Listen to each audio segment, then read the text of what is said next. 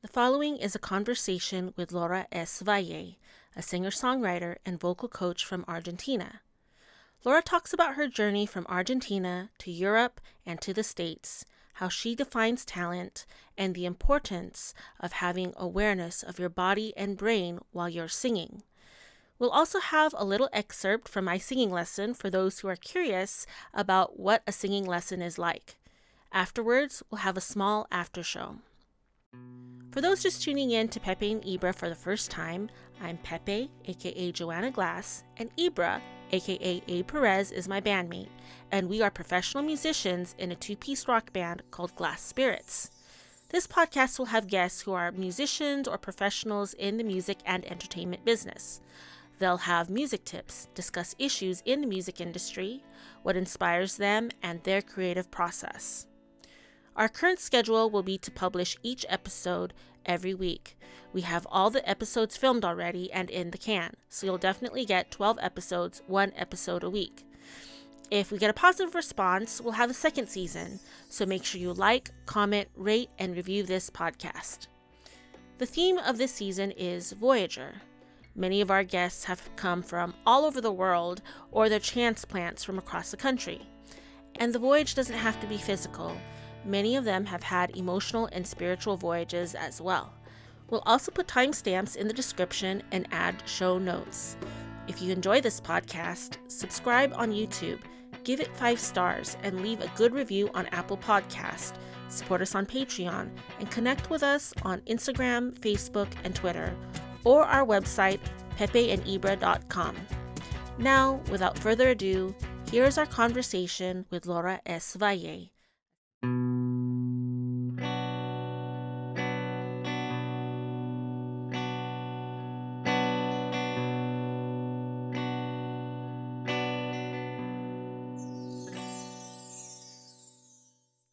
All right, and we are rolling.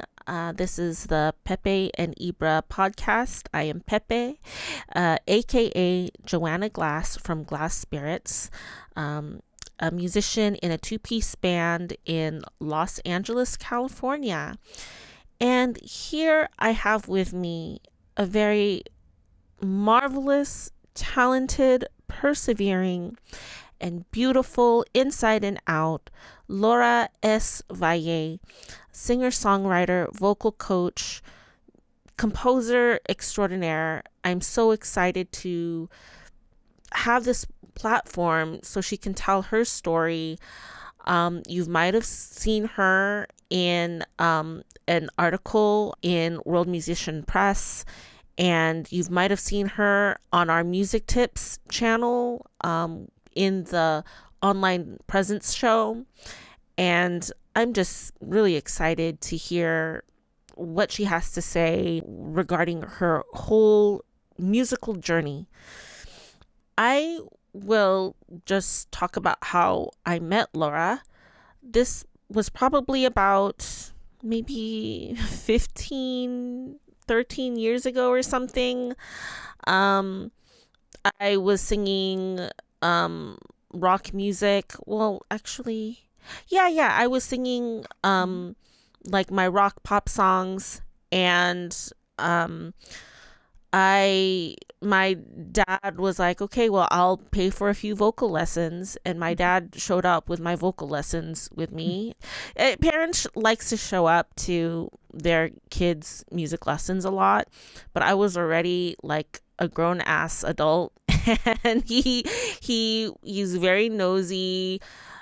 He kind of interjected a lot, and that was so annoying. But I just knew that he cared about my education. And yeah, I found Laura on her website. I just did a Google of vocal coaches around Southern California, and what really kind of cemented the decision for me, I was like, okay, these samples sound nice, but I actually listened to one of her original songs, Velo de la Noche, and I was like, this sounds really good. And I related to it because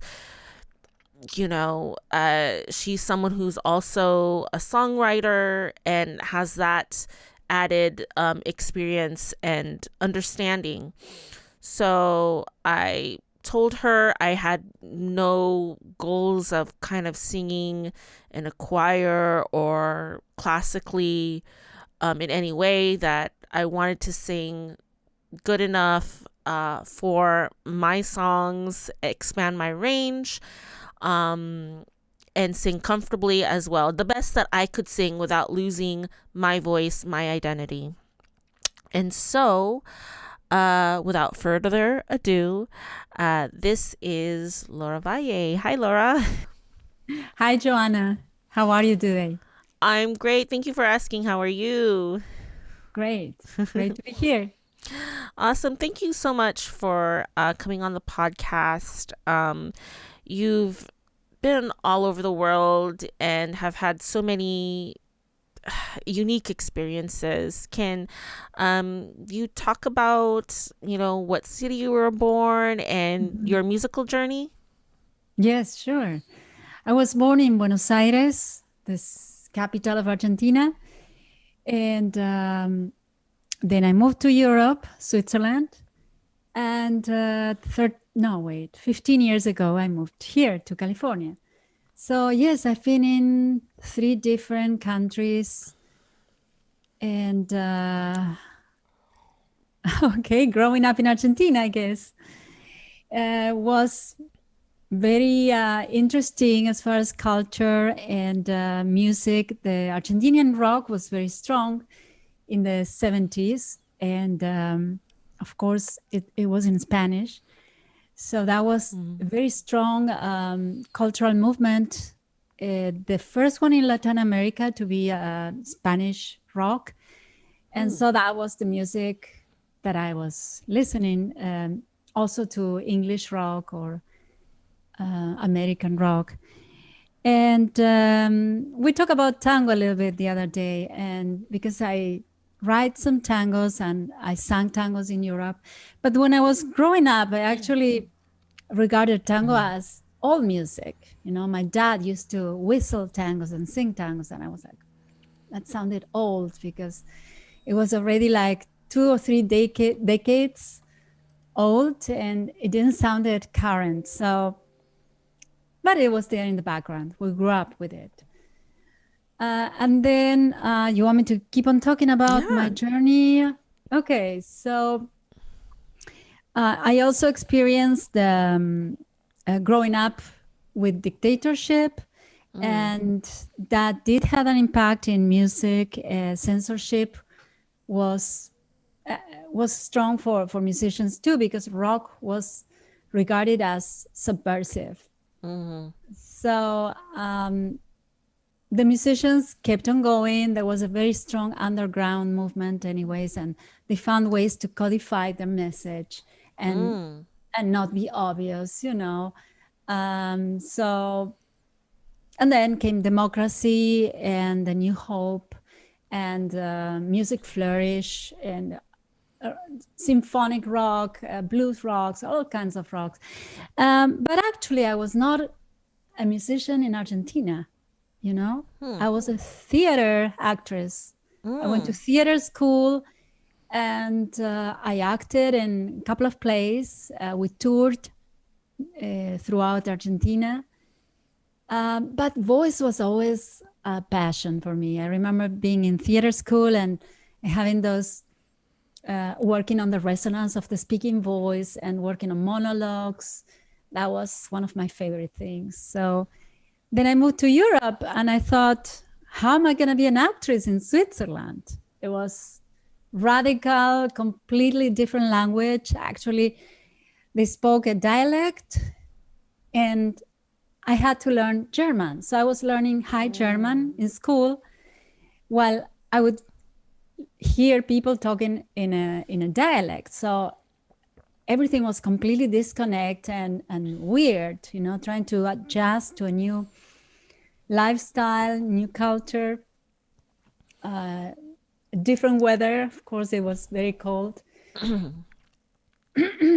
And so I started to gravitate towards music and find that I realized that I wanted to dedicate more time to music, because otherwise acting would be something very only with a certain group of people that spoke Spanish. But besides that, I was already playing guitar and playing piano and connecting with different musicians, and so I started a band, and I started to sing tango,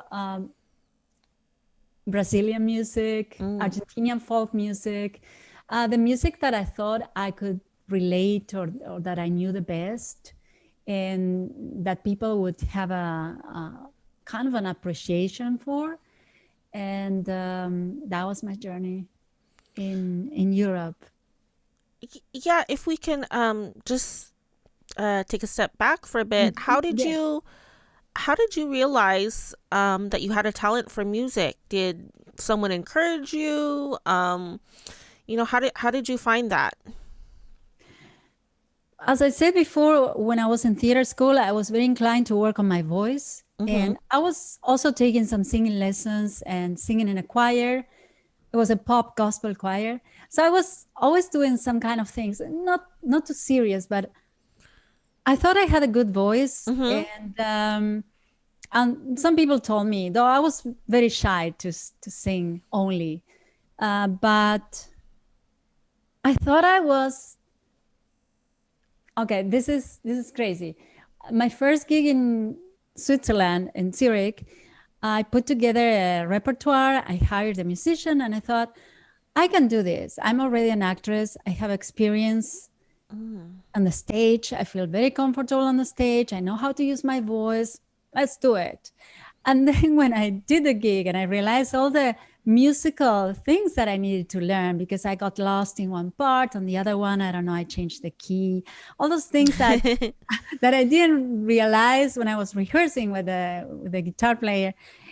And then I realized, oh my gosh, there's so much I need to learn. I know nothing. It was just having a stage experience is nothing compared to the whole world of music that I need to learn. And so that's how I started. I kept on going, studying music on my own.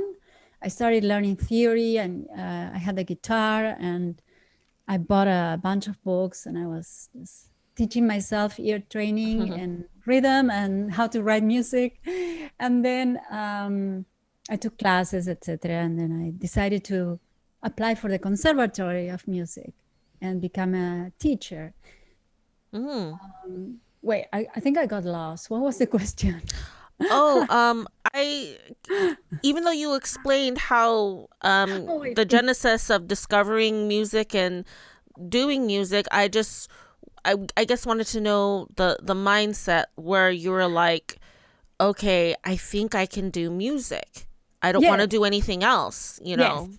I was very stubborn in that. And I not always, but once I started going through that journey, I was not so confident that I had a talent, actually.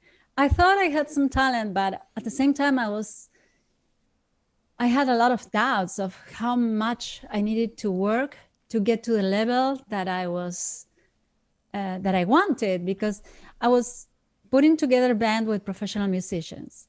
So I was always comparing myself to them. They always knew their solos came effortless. They didn't get lost in the form. Everything was, they had training, and I was I had to gain all that. So I was constantly thinking that I was not good enough, but come on, keep on going, and recording my concerts and then listening to them and suffering through, like, oh no, I was not so good here or there, or trying to analyze. So I don't know if I thought I was good anymore, but I was just stubborn to keep on going and learn and be better and have some fun too. So I went to school because I wanted to learn more. And I also thought I can make a living being a teacher, because in Switzerland, music teachers could work 3 or 4 times a week and then have the rest of the time to dedicate to their music or to their groups. And bands. So I thought this is a good thing. I learn a lot, and then I can use it to make a living on it. And so I went to music school and kept on having bands, and it was very intense, but it was fun. Europe. And then I started to get acclimed and get used and build a niche, a community. And that's when I came here. So I had to start all over again. And that's another chapter of my life.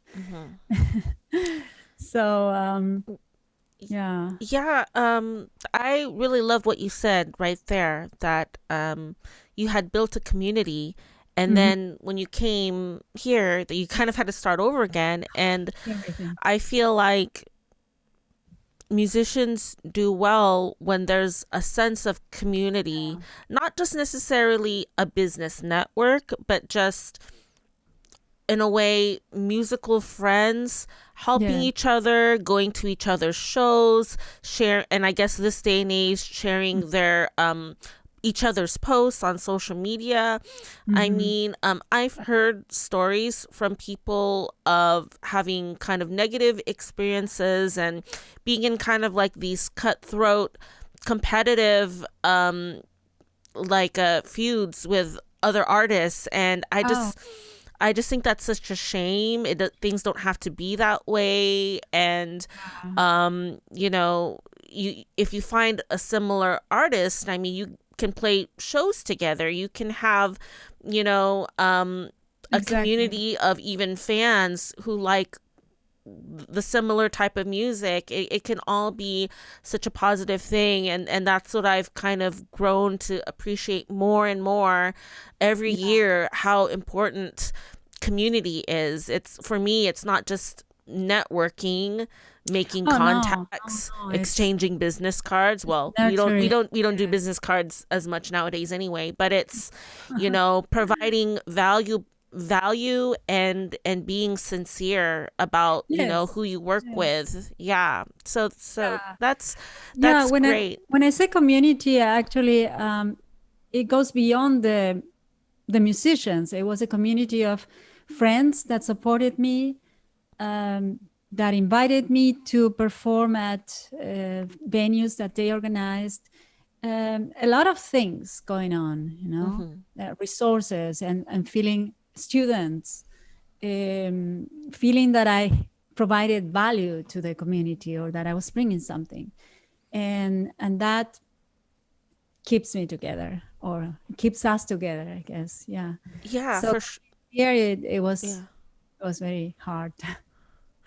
Oh yeah, I mean, I can imagine, when you said that you went from Argentina to Switzerland, just such a huge cultural difference. Yeah. Even though you might have felt more free artistically, you must have been a bit homesick. I guess you found the beginning, yes. Was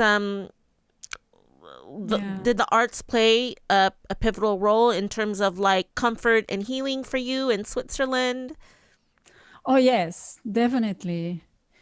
Yes, a lot. And I think that's why I started to sing music that connected me to my roots, to Argentina music and South American music, because then I would have to learn the songs and I would have to find people that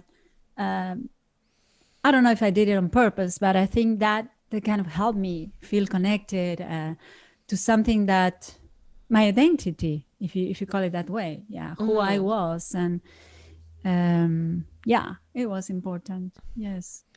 And so we know that you started off in theater, musical theater, and singing. So when did you start composing? Was that in Switzerland?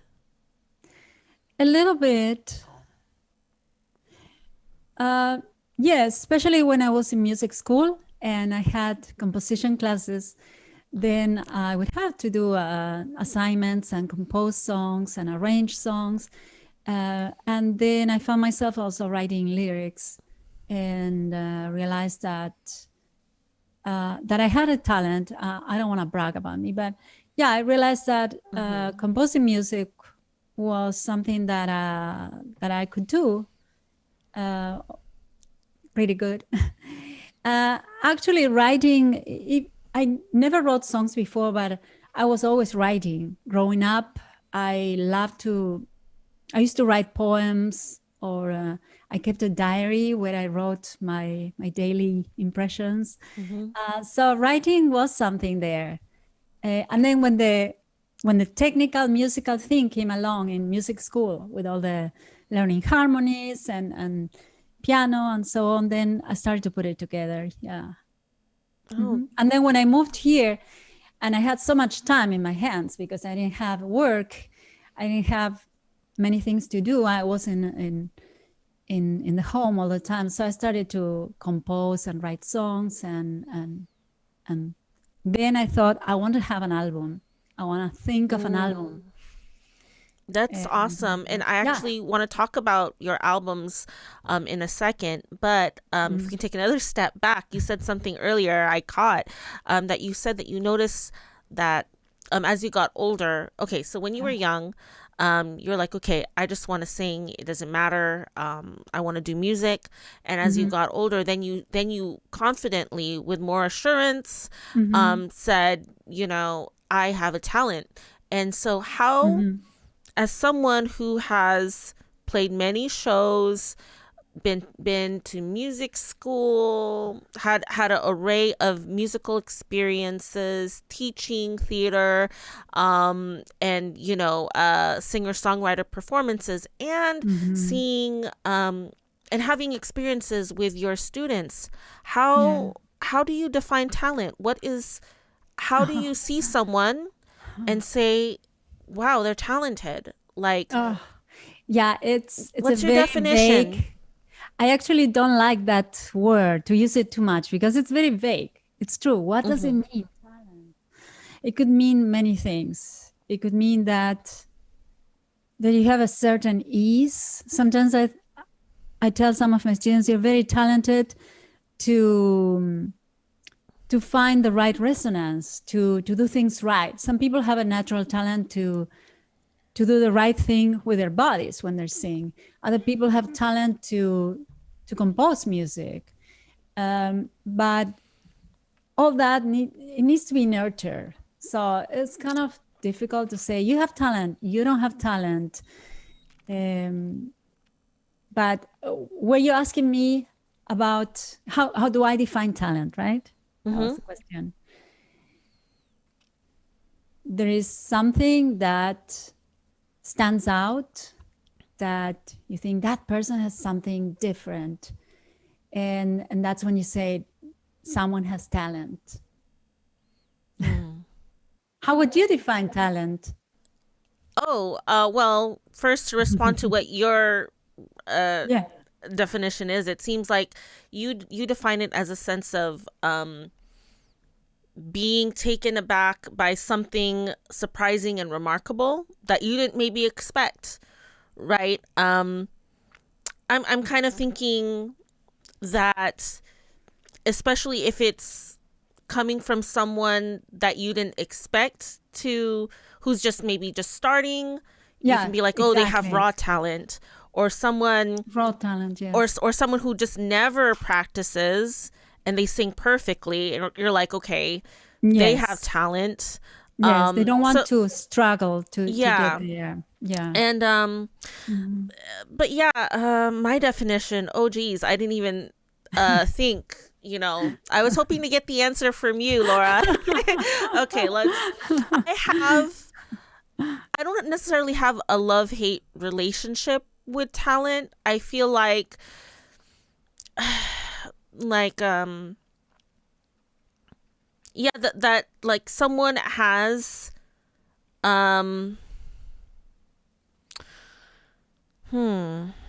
It's a difficult question. Could it be? And I hate when some mothers come to me and ask me, does my child has talent or not? Because if he doesn't have talent, I don't want to waste my time and my money. Right. And oh my gosh, that is so hard, because I'm always going to say, yes, he has talent, of course, because you're denying a person the opportunity to, maybe someone doesn't have much talent, but he finds the talent along the way, or finds a way, a niche or a way to express that's unique. But Yeah, I would say it's an ease. Someone has something easy, like singing very high notes, effortless. Oh, you have a talent to sing high or effortless or fast or compose music easily and in one day, and it's the perfect song. And other people have to struggle maybe months to get it. So then you can say, okay, they are talented, but is it the only thing really? It's not. I think I have here's an attempt that it's a combination of interest and drive mixed with potential. Potential, So, yes. like potential to be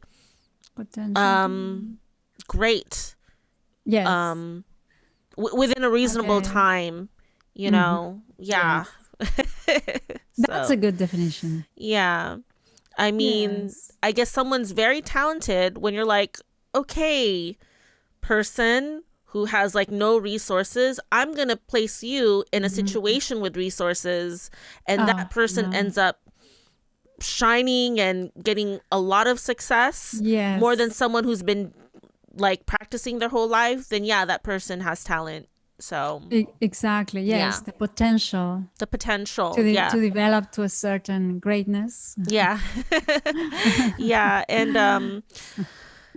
and it's I guess with that term, it can kind of be hindering to some and heartbreaking for others who feel like they don't have talent, you know. Yes. Who love music. They're just like, I love music, I want to sing, but I'm not talented. That must be you know, so sad. I think it's okay. If you're an adult, you should take it. You should face reality, and someone like a teacher, in this case me, if someone comes and they ask me that, of course I will say, well, you will never be American Idol, but you can improve to this level or this other level as long as it's fun and rewarding for you. And if it's for a kid, I think it could be very hindering because they don't want to hear about that. They want to have fun. Let life decide. Let them run wild. And you know, there's all kinds of in terms of like, you know, the word talent being a hindrance or a curse in one way. What have you experienced in the music industry? What kind of lessons, like mental lessons, have you had to learn about becoming an artist? Like you know, like for me, for example, like in the beginning, I didn't trust myself enough, and I just had to learn to be more confident and advocate for my ideas and for my songs, and you know, the way I feel that I want them to be envisioned. So I mean, what are some kind of things you've had to learn? Well, also confident, of course, but that is part of our personal growth as persons, humans. And it's about, many times I have regrets about not having the right team around me. So, for example, I had these big opportunities of shows, and I was trying to do everything myself, to coach myself to sing, to do the, find the right clothes, do the makeup, do the choreography, this and that. Wow. And then I did not really do great. I think if I would have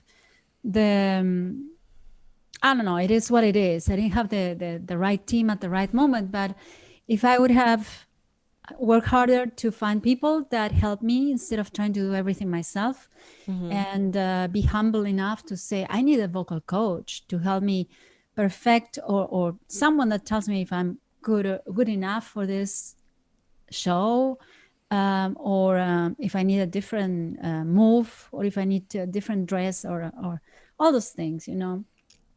But then on the other hand, well, yeah, I think about that sometimes. And now I finally found a team of great people. So I trust them, and I'm really happy to pull all these advices and resources.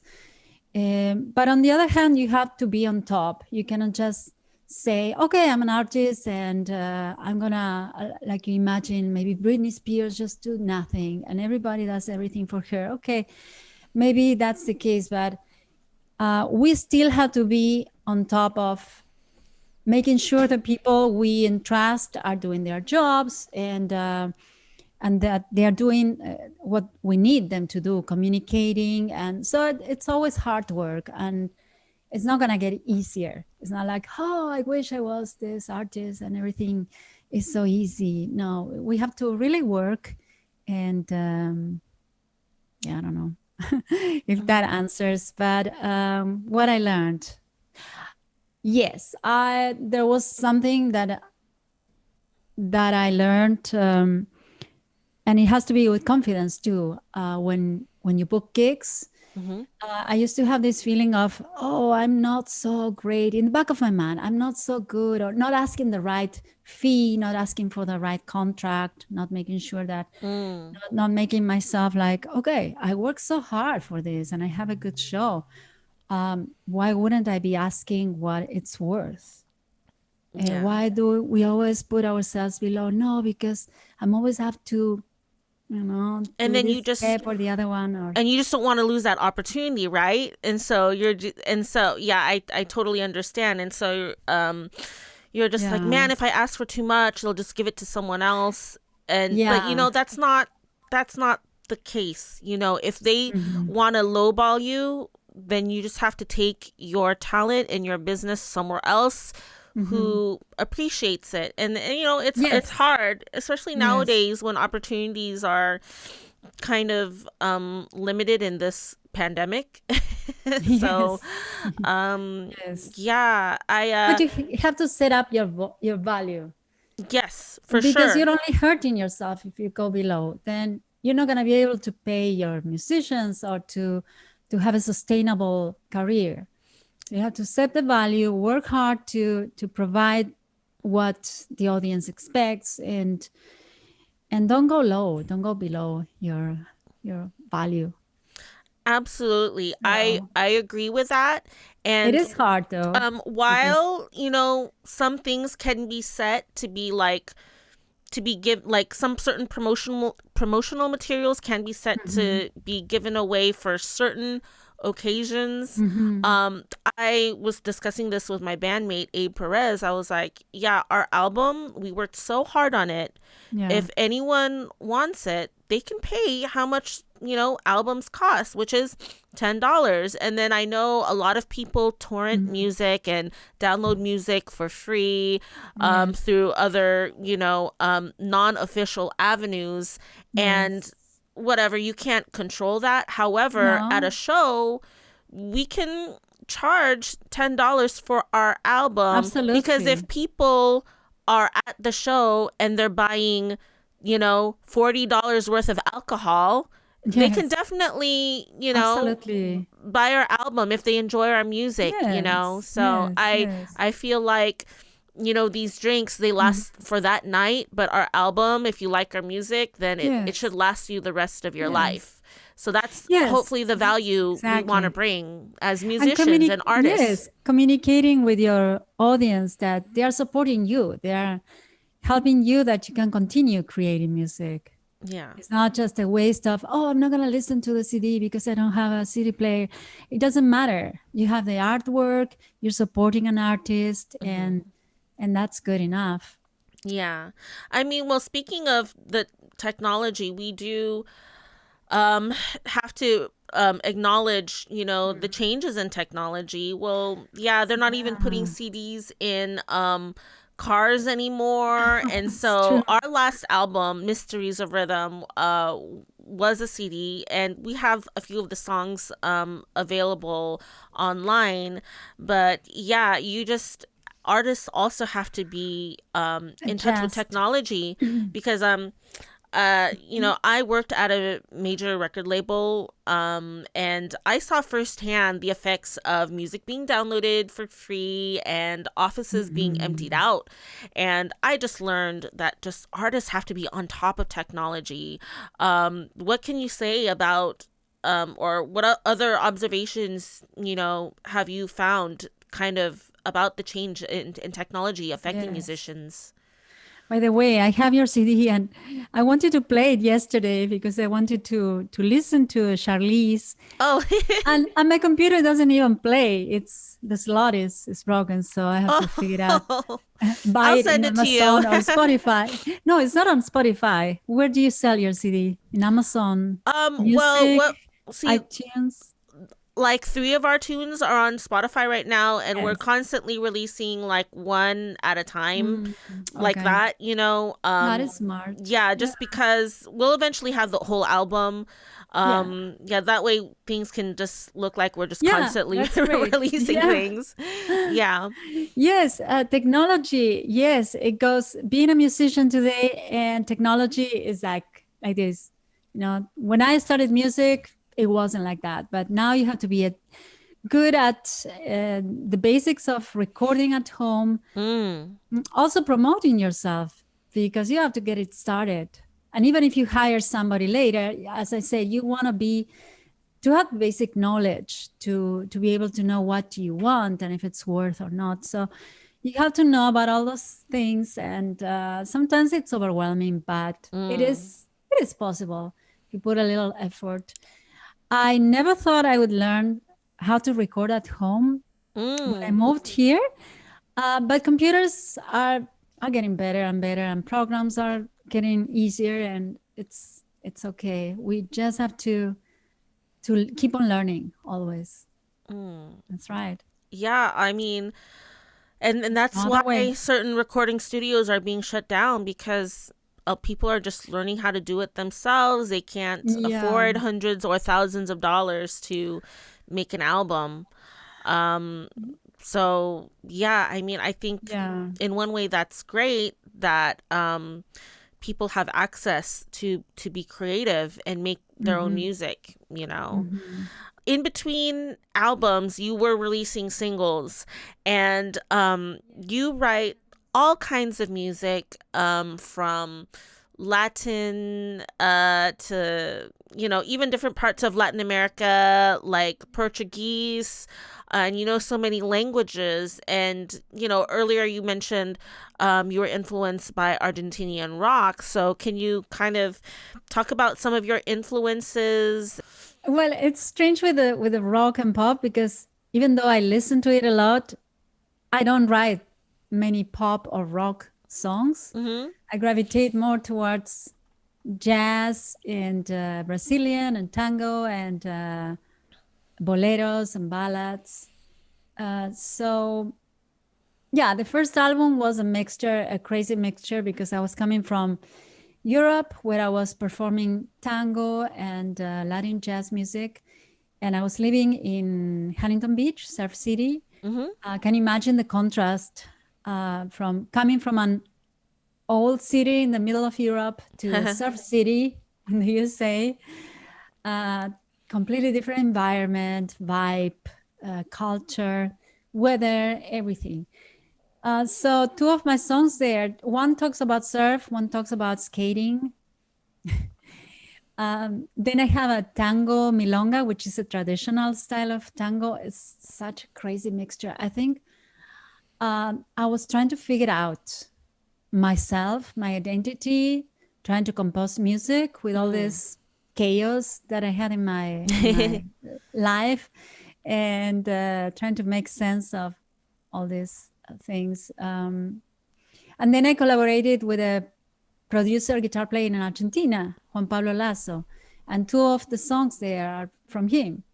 So they are very Argentinian folk, contemporary folk music embedded. And so that was Perlas, yes. And then the Charismatic, I recorded here with jazz musicians and well, yeah, because they are more like jazz, but they play everything. Ron Kobayashi, Isaac Sanchez. So there is more jazz influence in that one, and a little bit pop and funk. Yeah. Okay. Yeah. You must have had so many students. I mean, how many students have you had over your many years of teaching? Would you say like Oh, I cannot 50 count or? them. Oh no, my goodness. I don't know how many hundreds. Oh, I wow. started to teach in Europe actually when I was yeah. in music school and in the last years of music school, and so it's been like 18 years teaching. Yeah. That's amazing. I had a lot of students, and students mostly sing completely different styles from what I sing. So it is a challenge, but at the same time, it's interesting because I am exposed to all this music that I wouldn't necessarily be listening in detail and trying to understand their vocal styles. So it is interesting. It's a trip, actually. Yeah, it's definitely been fun for me to be a student again. It doesn't matter how many more shows I play on a professional level. It's always good to just go back, and at least my focus. I've told you off camera before during our lesson that like my focus is to sing as safe as I can and maintain my voice, because I've noticed even if you weren't a singer, voices do change as people get older, but also like, man, when you don't take care of it, when you're taking substances or smoking or anything else, or just not being healthy, like I've heard some people who had beautiful voices and their voices are completely shot later in life, like they just can't, and they just or so drinking or smoking weed, all those things can leave a scar in your voice and you never recover from it. Oh yeah. And and I thought it was so wonderful to hear that you are taking lessons again, even at your level of expertise. And so what can you share about what it's like being a student again? Oh, I am so thrilled. It's like that's one of the highlights of my week is having my lesson and learning from people that know more than me, or they know, at least they know more in certain aspects, and they are also able to see my blind spots, things that I don't truly realize in the moment, like certain micro tensions here or there, and it's really interesting learning. I've been studying a lot the human body in the last year, all the different parts of all the muscles that are that have a part in the inhalation, the muscles that have a part in the exhalation, and this movement or this exercise that can open up this or that, and it is fun. It is great. Yes. So the lessons I'm taking and the methods I'm studying, they are more focused in technique, vocal technique. I am not studying music or how to sing a song. It's mostly like trying to develop more consciousness of every part that I'm using. The jaw, the positions of the tongue, how they can impact the resonance and create different resonance. All those things that are super interesting, and it never ends. Yeah, no, that's great. It's always good to be a lifelong learner and not be static and too comfortable with yourself. So that's quite humble of you. So yeah, I mean, what would you like our people in our audience to know about music and professionalism? Like, for example, what I've learned is that many opinions about my band's music or my songs or whatever, people always have opinions about it, and Yeah. you can't please the whole world. And so at the end of the day, I'm the one that has to go to bed and live with whatever I've created. Nowadays, especially, it's, with Abe, we have to live with what we've made. So yeah, it's just kind of like sticking to your guns. What is there any other kind of drops of wisdom, not necessarily industry wise, but just about Things music and artistry? Artistry, yes. Of course. Well, I can think off the top of my head an advice to singers, especially singers that are studying their voices or going to music school. And so the study of the voice and the technical part of learning a song and or playing the song and singing it, it can never be finished. I mean, there's always little things we can be practicing or perfecting. But we have to be smart and also take a break from that and connect with the emotion of the song, the energy, the audience, the band. So I learned from that, because I used to go to stage and still be nervous about, am I gonna sing that higher note like I wanted, or this or that, or that has to be gone in the moment you're performing. And you need to drop to the present moment and say, okay, it's okay if it's not perfect, because it's live music. It's live music. I don't want an auto-tune there all the time. It's okay if I have to trust now. I have to, and I encourage singers to do that, to take a deep breath, trust what they can do, and connect with the basic emotion of that song, which could be an emotion or it could be the energy. Oh, I want to be bubbly and energetic, and connect with the band, and just be forgiving. That's hard for me because I'm a perfectionist, so I beat myself up all the time. But we have to try to be forgiving and allow ourselves to do mistakes. Yeah, you touched upon like so many things right there. And that well, perfectionist, that's like a whole other podcast we can have another day. But like it's so easy to be so stuck in your head about like, am I hitting the right note? Am I projecting? Am I impressing someone important in the audience? Gosh. Oh, yes, and I had that too. And so someone is there. No. Yeah, it's like, oh, someone's important from blah blah blah. He's here, and then and then when you get in that type of mindset, you lose the heart of what the song's about. You lose a lot of things because your nervous system is already in alert mode. You're not trusting, relaxing into the music. Yeah. So it has also technically, it can be hindering, because getting back into the breath, into trusting what you can do, it's something we have to keep on practicing. No, yeah, that's great advice. And for anyone who's listening, please check out Laura's article in World Musician Press, where she goes and gives a deep dive about the importance of the brain and what an artist does in their struggle with perfectionism. Yeah, speaking of other things that you've come out with, what are you working on or what's coming out?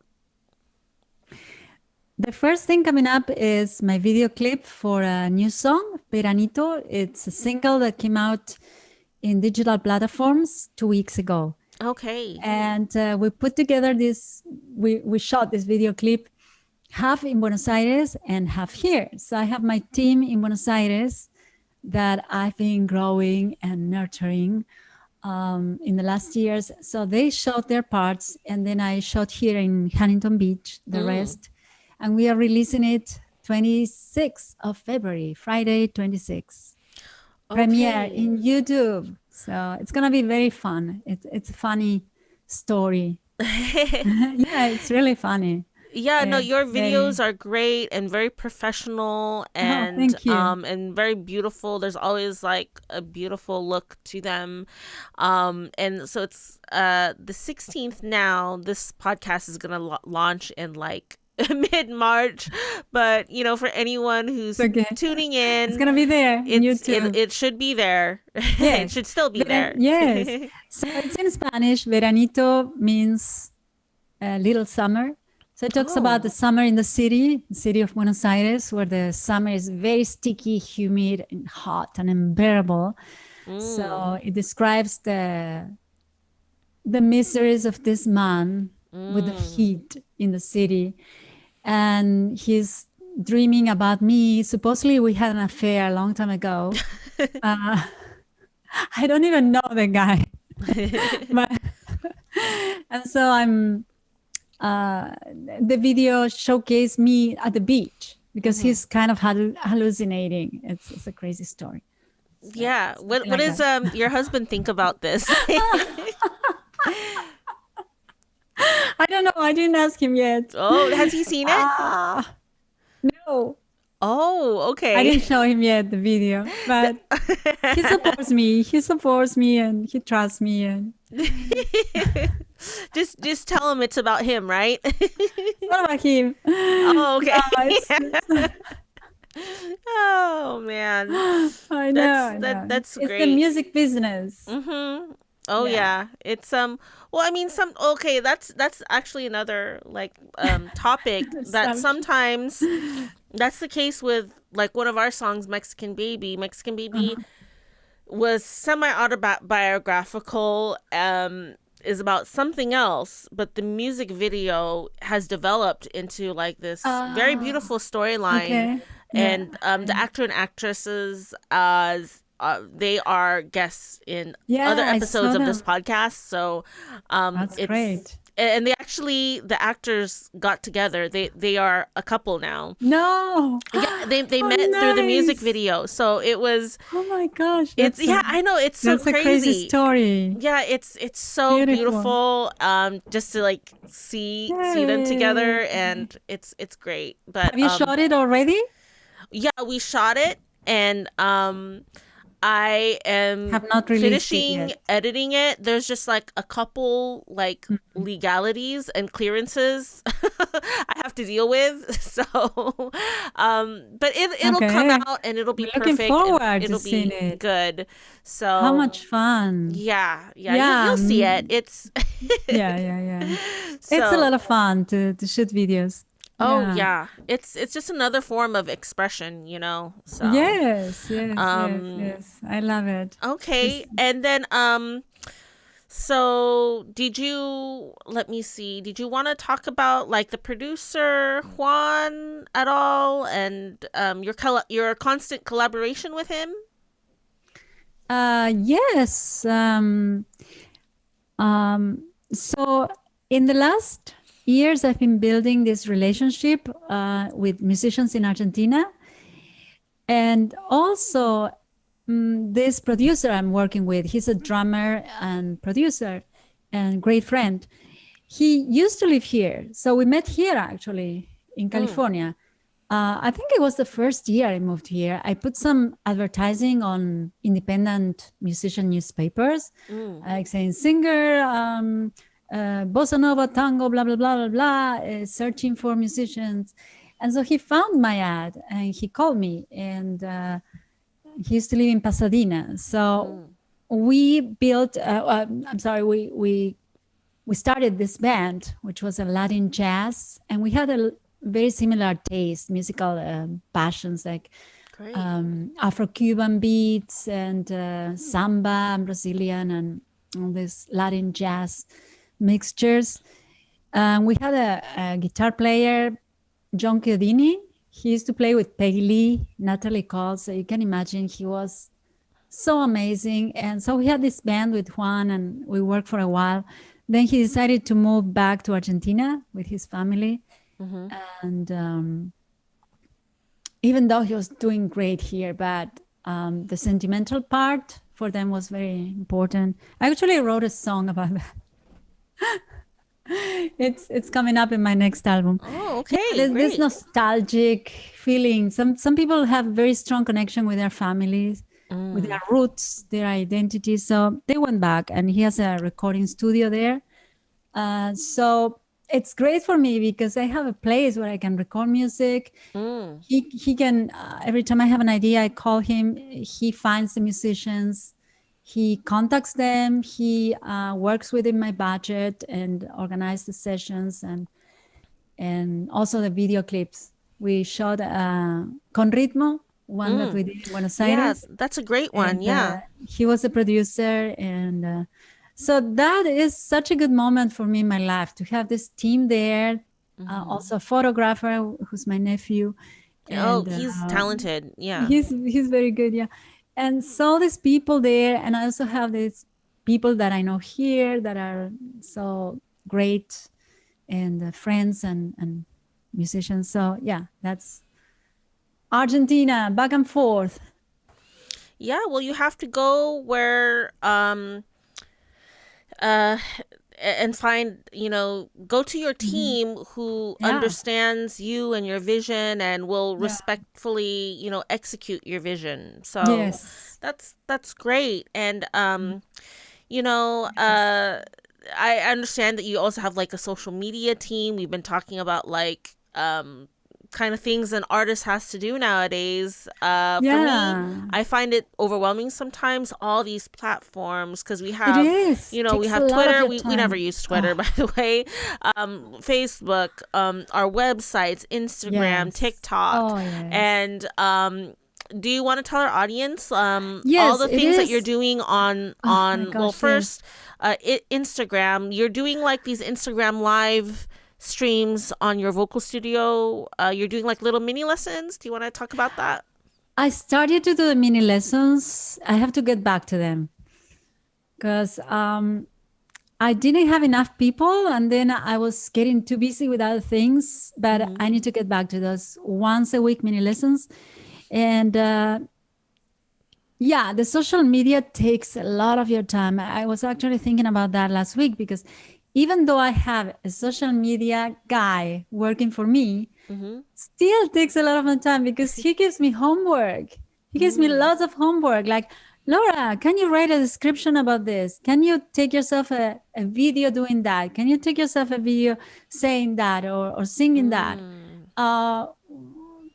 So it's all the time something. And I think I have to manage that in a way that it doesn't take all my time, or well, not so much time, or not every day.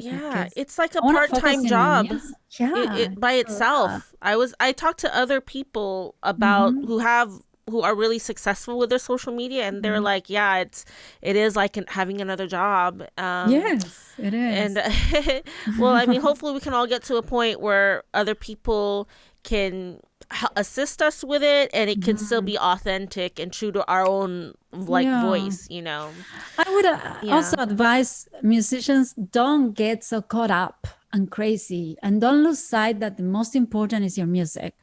But also don't get lost in your music, because nobody's gonna notice you. You have to once in a while, or once a week or twice a week, post comments, content, I mean.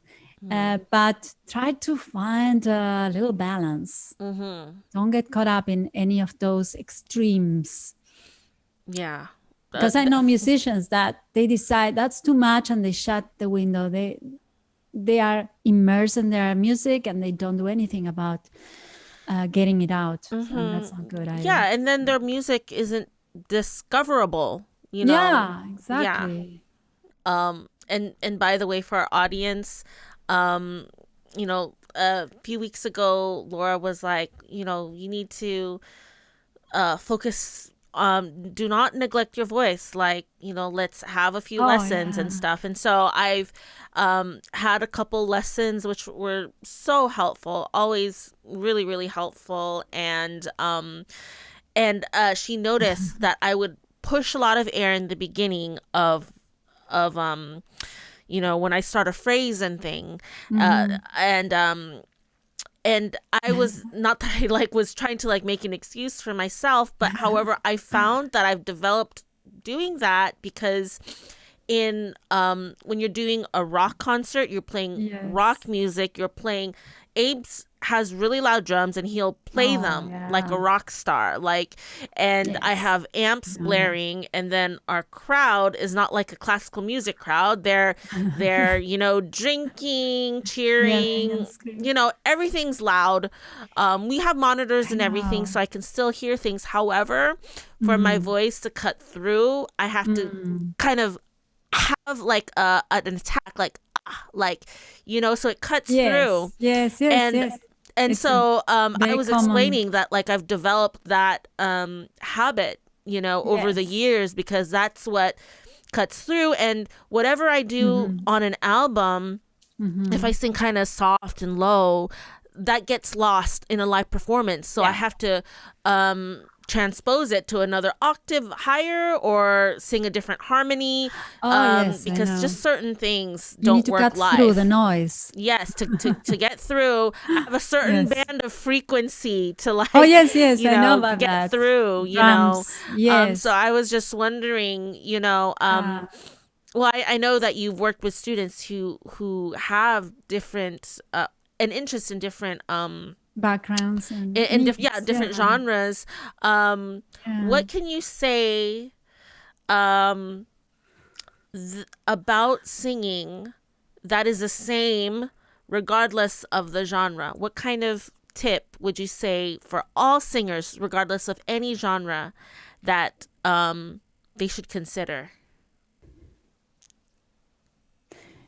Well, one thing we all have in common is communicating something with our voices. So that's at the heart of it. We want to be singers because we want to communicate, to tell a story, to make the audience feel something or think about something. And we are creating that with our bodies, with our voice, and our voice is inside our bodies. So sooner or later, we're going to have to get in touch with our bodies. Even if we sing whispering, we still have to breathe and be conscious of the breath. And well, but that's more like a technical aspect of being a singer, Mm. But yeah, being communicating and don't forgetting that you're there to tell a story, even if it's classical and you're focusing in the perfection of the notes. You still have to come through with your personality. Otherwise, it's just noise. It's not alive. You don't come direct to the people with your heart. Mm. I don't know if that answers your That's a beautiful question. message. Where could our audience find you? Can you tell them your socials? So I have a website, lauravallemusic.com. In Mm-hmm. Instagram, you can find me at Laura Valle Music. Facebook, it's also Laura Valle Music. And in Spotify, I believe it's only Laura Valle. And Okay. digital platforms also, Laura Valle. But when people actually Google you, you can come up right away when they Yes. type Laura S S Valle. Valle. Yeah, Yes. because there's Yes. actually other Laura Valles. There's one Exactly. who's a singer in Mhm. Spain, I believe. So just to go Yes. directly to our Laura, you type in Laura S Valle, Yes. and you If you can just find. Googling it or Yeah. YouTube, then Laura S Valle, which is my middle initial, which is Yeah. Susana. All Yes. right. Well, I think this is great. I just want to say, Laura, thank you so much for, being so open and vulnerable and talking about your experiences. This is a music and music industry and creativity podcast, and Mhm. the people listening are, maybe many of them are going to be singers, Mhm. and so this is something that Yes. would interest them. So thank you so much for appearing on our podcast. Thank you, Joanna. It was great. We'll also have a little excerpt from my singing lesson for those who are curious about what a singing lesson is like. Afterwards, we'll have a small after show. Hi, Joanna. Hi, Laura. Hi. So I thought we're going to start with some throat and tongue exercises and then Okay. move into the questions that we left last week. Okay, got it. This is a very good exercise also when you feel you're starting to get a little sick. I don't know if you know the yoga lion breath or tiger yell. No, not really. This is not exactly the lion. This is a little modified. It's the tiger yell. So we're going to open the mouth wide and then make your facial expressions as if you were a tiger about to roar. So everything is active. And then you bring your tongue out and down. And then you're going to breathe like that. No, I mean, you don't need to do this. I just made it. Exhale with your tongue out. One more time. And your eyes also opening. You're a tiger. And bring your tongue down. Good. One last time.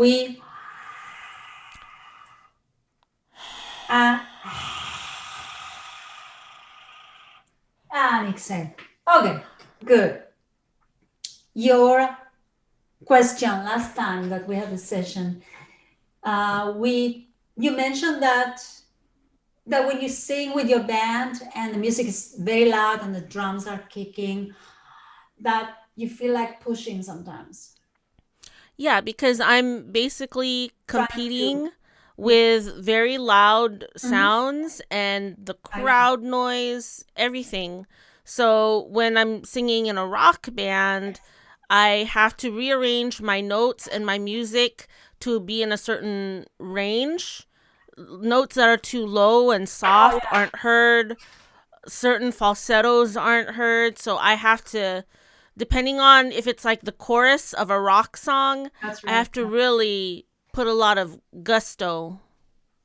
That's very smart. Pick in the right range. Yeah. But then, if we work with our breathing and keep on working on reminding ourselves that the resonances are going to carry a lot of the sound. Okay. Plus, we have microphone, right? So if we allow the resonances to float, then the sound will be stronger without us pushing. Okay, let's see what happens with the song, Charlize. Okay. To sing it without any movement. Okay, well, I'll just do the chorus part, okay? Yes. I gotta step back. I don't want to ruin this mic. Charlize! Charlize! Charlize! I don't want to let you go. Oh. It sounds very overpowered with a microphone, but can you turn yourself like this and sing it again? Charlize! And get into your body, your core. Charlize! Charlize! Charlize! I don't want to let you go. Oh. That sounds powerful to me. Yeah, I feel better. It's hold on, I'm gonna take a drink because it's getting a little dry. Yeah. Then the next line is higher. Okay. Gonna make you mine. Got all the time in the world. Well, that sounds powerful to me. But you tell me, do you feel any strain? I feel, in general, I feel a bit anxious. Anxious? Like I have, it's I don't really sing it like this. I usually have a guitar. I usually, like, I move around so much, so it's kind of weird singing it. Pretend that you're playing. Okay. Go with the guitar and do your moves. Charlize, Charlize, Charlize, I don't want to let you go home.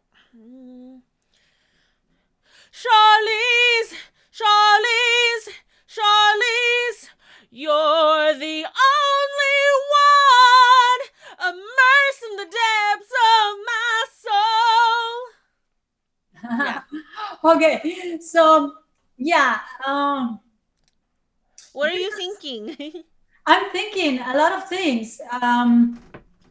Because in rock, there is a certain hardness. It's not like musical theater or very super light here. There's a certain hardening of the sound. You know, It's raspy. Yeah. the style. Yeah, but to what point? So can we differentiate how much of that it starts to get in the way, and can we soften a little bit of this action here? So it starts to be a little more balanced, but and you have to have a certain harness, but also become aware what is the other way of singing, a little more balanced, so you can come back and forth or find something in between. Does it make sense or no? Yeah, it does. So for example, the E vowel, we always tend to E, and then we pull the lips backwards, right? Okay. And that tends to block the resonance. So if you're aware of in the E, not to flatten too much your lips. Okay, so do you want to sing the whole chorus again? Okay, I'll sing the second chorus. Yeah. Oh yeah, I know the notes. I'm just remembering the lyrics because I try my best to not missing the lyrics so I don't mess up at a concert. So because the second chorus has a pickup line. Okay. You're meant for me and God's my witness. Because then then you'll see how I allocate my breath. Okay. Because I have to put it in context, Are you playing guitar, right? Yeah, okay. In this one, you play guitar, right? Yeah, I'll play guitar. Okay. You're meant for me and God's my witness, Charlize. Charlize, Charlize, I don't want to let you go. Mm-hmm. Charlize, Charlize, Charlize, gonna make you mine. Got all the time in the world. What is that sentence the last sentence? What are you saying? Gonna make you mine. I've got all the time in the world. That I make when you go up. What? Gonna make you mine. That I, right? Gonna make you mine. Mine, yeah. That I make. Sing it again. That I make you. Charlize, gonna make you mine. Got all the time in the world. Yes. It's good. Mine. Also, try not to spread too much. Mine. Just become aware. When you too much, then mine. See how it affects your resonance. Play with that. Yeah. So it's you keep your jaw open, but your lips can play a role. Mine. If they are active or more engaged. Okay. Those are things just to experiment a little bit. Of course, when you're playing guitar and in the gig, you're not gonna be thinking about that, please. Yeah. But when you isolate those moments, I think in general it's very good. You're already very good, and you sound strong. That your body is strong, right? Yeah, we arrange our song order in a way where the harder songs are towards the end of the show, because otherwise the softer songs sound really really too rough. Oh yeah. If you leave them for the end, then your voice is raspy. Yeah. Okay. Yeah, it's good. Welcome to our surprise segment. Now it's time for a visit from Madam Pepe. Welcome to Tarot Time. You can call to me Madam Pepe, and I am in this place to show you the good fortunes of our guests. What I do, I summon the informations combined with cards so that you and our guests can receive learning. Okay, let's go. Okay, I am going to shuffle now. We have intuitions for Laura S Valle. Okay, let's see here. Okay, what is this? The Three of Pentacles. Okay, so what is this? What is that to mean? Well, I will describe what I am seeing for our listeners. So Pentacles means money and fortune and prosperity. So we have here three people in a building. There's two people with building plans, what it looks like, and then one person is a builder with a hammer and chisel. And they are working together, making plans and collaborating. And that's what you need to do in this music business, okay? And it looks like they're in a church. And you can see in the church, it's made out of bricks. You can see the pattern of bricks. And those cathedrals and churches, they did not appear overnight. They were laid down by one person doing it brick by brick.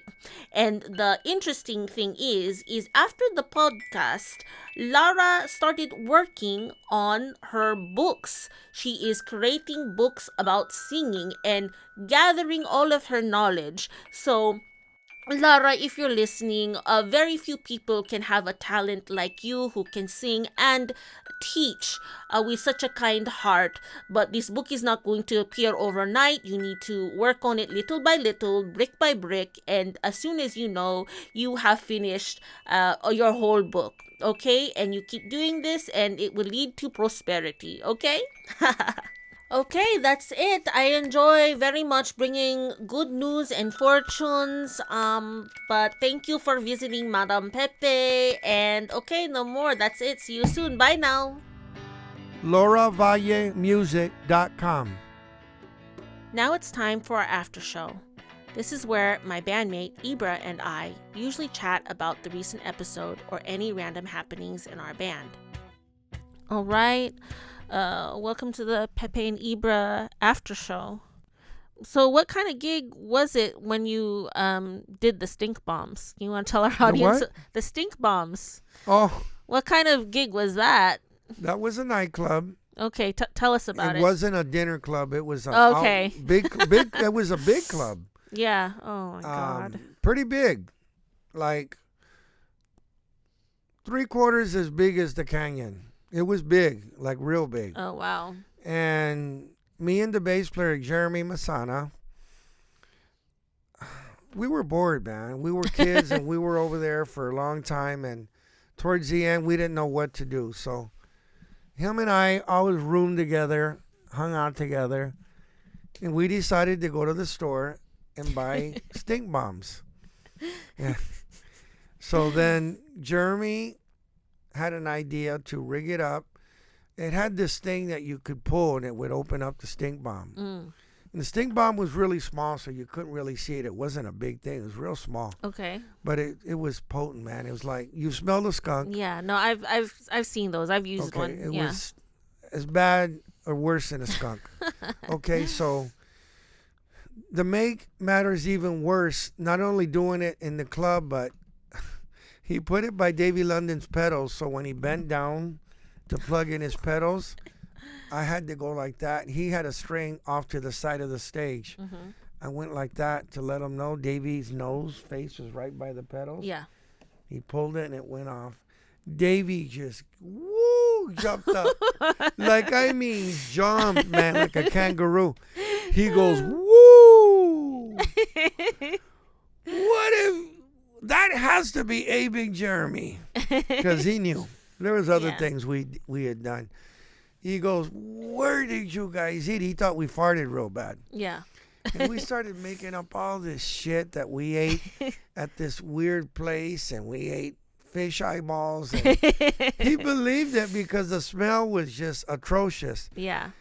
And he's saying, don't ever eat there again. He's going, this is horrible. And the club owner, here comes the club owner. Hey, man, what are you guys doing up here? It smells like shit. He's all, my two guys here. He's all, you guys better do something soon. Yeah. Because people were coming and leaving. No, I'm not kidding you. Honest to truth. Oh, man. And Davey went upstairs and he had this real expensive cologne. Uh-huh. That was like real expensive, but it's all he had. He's down and going around the whole club. I mean, it helped, but not really. If you can imagine, if a skunk was in here and we're spraying, it's going to help, but it's still going to turn into a different, still really bad smelling fragrance aroma. So we got fired. Oh, and this is God. what we did for a living, and we got fired. Just for that venue, not for like a tour thing. That venue. Just that venue. You know, the lucky thing is Davey was with an agency called McConkney, and they were huge, and all he had to do was call them, and they find us. They were like really connected. Yeah. Okay, we never told Davey ever what we did. Oh. To this day, he thinks those were real farts. Okay. And then I could say another funny story about that. Our guitar player never got laid. He wasn't like a real ladies type of guy. Yeah. That night, this kind of like lady of the night type of thing hooked up with him. I don't know if he paid her. I don't know. If he did, he didn't tell me. Yeah. But we didn't know that was going to happen. Poor guy. Oh. I'm not going to say his name because it's not right. But he was a member of our band. He had never gotten laid in the whole tour. Yeah. Okay. So we put a stink bomb under his bed when he didn't know it. And we were standing outside the door. Uh-huh. And that lady's like, woo, honey, what did you eat? And he goes, no, it's not. It's those two fuckers. I know them. They did something at the club, too. She goes, honey, just admit it. You have bad gas. But if you don't do something soon, I can't handle this. He goes, no, there's something here. He could never find it. Oh, my God. And she left him. He never got laid. Oh, man. And he was so pissed. His glasses were fogged up. Oh, man. You fuckers. I had my opportunity. And he got revenge, though, right? Didn't he? Yeah, he actually did do something that. With the beers? Yeah. Oh, you remember that. I remember all your stories. Threw beer all over the bed, and I was going to do my thing with a girl, and I laid down. I'm like, what the fuck is it? And she's all, I ain't going to do nothing with you. Wait, so tell our audience, what did he do with the beer? He just put a bunch of beers all over my bed. He poured beer on the bed. But I didn't see it because, we drink. Back then I would drink every night. Yeah. And so I came buzzed. I had a girl. Mm-hmm. And I'm like, all right, let's do this. So I laid down in the bed. I was naked. And I'm like, woo. And the girl, she's all, what is this? What do you do to your bed? I'm like, I don't know. And then I figured it out. And he's sitting there like just smiling. And I poured a beer over his head, but he didn't care. He goes, I don't care. But he blew my thing. He blew my thing. Oh, man. You guys cracked me up. Okay, well, I mean, we got some definitely interesting stories, so that about wraps it up for this after show of Pepe and Ybra. Well, we hope you enjoyed this episode. Thank you so much for taking the time to listen and choosing our podcast. It really means a lot to us. If you enjoy this, then subscribe on YouTube, give it 5 stars, and leave a good review on Apple Podcast. Support us on Patreon, and connect with us on Facebook, Instagram, and Twitter. For those of you who are also following our band Glass Spirits, check out our YouTube channel at youtube.com/Glass Spirits. On our next episode, we're going to have musician Carlos Torres, a singer and songwriter and frontman for many bands like SoCal Tennis Pros, Drywallero, and Fake Birds. It's going to feature a lot of stories from being in a band, recording an album in a studio, and working with a producer. Again, please rate and review our podcast. And if you want to keep our podcast going or support our band Glass Spirits, then please join our Patreon. For $5, $3, or even $1 a month, you can help keep us afloat. Our band name, Glass Spirits, is one word, spelled GLASSPIRITS. The song you just heard me sing during my vocal lesson with Laura is called Charlize. It's an original song by our band, Glass Spirits. You can download Charlize from all major retailers or stream it on Spotify. Now, I'll leave you to enjoy the rest of our song, Charlize. Again, thank you so much for tuning in, and see you next time on Pepe and Ybra. You and everywhere.